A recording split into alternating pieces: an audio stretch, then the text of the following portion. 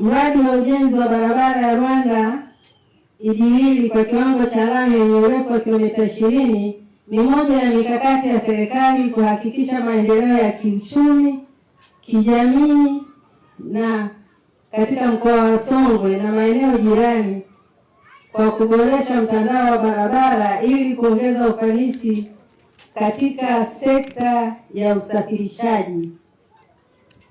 Ujenzi wa barabara hii unafadhiliwa kwa 100% na serikali ya Jamhuri ya Muungano wa Tanzania kupitia Wizara ya Ujenzi, Wakala wa Barabara TANROADS. Muda wa utekelezaji wa mradi huu ni miezi 12. Tarehe ya awali ya kumaliza ujenzi itakuwa ni tarehe 13 Agosti mwaka 2026. Mkataba huu kwa ujumla wa barabara ya kilomita 20 ni shilingi bilioni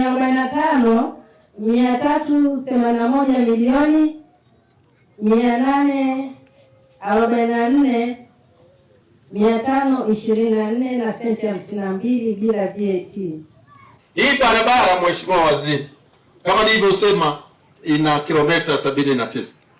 Wakikamilisha hii, wanawake wakifanya kazi vizuri, tutakuja kwako tuangalie tena, waongezee zingine 20 zisogee. Wakimaliza hapa, ukiwaongezea vile, alafu ujikao inasogea kule kwa naibu waziri wako kule, itapendeza sana. Hebu mpigieni makofi sana Mheshimiwa Waziri.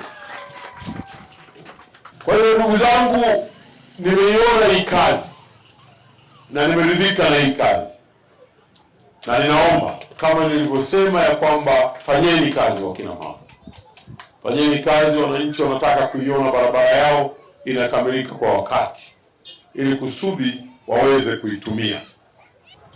Na la pili, baada ya lile la taa za barabarani na ukamilifu, ni jambo la ajira. Nimefurahi sana kwamba mnatoa ajira kwa vijana wa hapa. Naomba hilo msilifanyie mchezo kabisa. Kama wako vijana wenye kuweza kufanya kazi, lazima wapewe kazi za kufanya. Ni muhimu sana, na wakimaliza kufanya zile kazi, ni muhimu muwape cheti, certificates za kwamba walifanya hizo kazi, ili kazi zingine zinapokuja wawe wanajulikana kwamba hawa ni wataalamu. Na meneja wa mkoa huu wa Songwe na jirani yako mkoa wa Mbeya, na kwa cheni wa kina mama hawa, hakikisheni mnawasimamia, hakuna makosa madogo ili barabara ikimbie katika ujenzi wake. Wamenipa mimi maombi ya kuhakikisha fedha zinapatikana, tutahakikisha hizo fedha zinapatikana.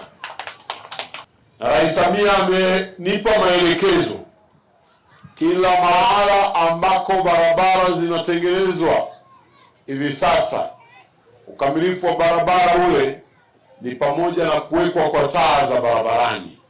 Kwa hivyo na hapa Iyula na vijiji vingine vitapata taa za barabarani ili kuweza kufanya biashara usiku na mchana,